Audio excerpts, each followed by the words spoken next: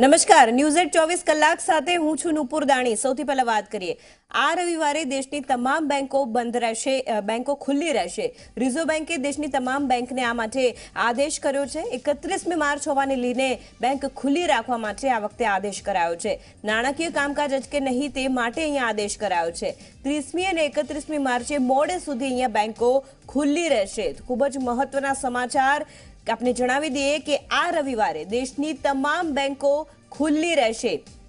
જોવા મળે છે કે બેંકો રવિવારે બંધ હોય છે, પરંતુ આ રવિવારે દેશની તમામ બેંકો ખુલ્લી રહેશે।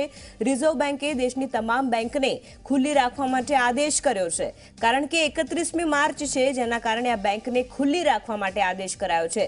તમામ જે નાણાકીય કામકાજો છે તે અટકે નહીં, માર્ચ એન્ડિંગ નાણાકીય કામકાજ ન અટકે તે માટે અહીંયા તમામ બેંકોને ખુલ્લી રાખવા આદેશ કરાયો છે।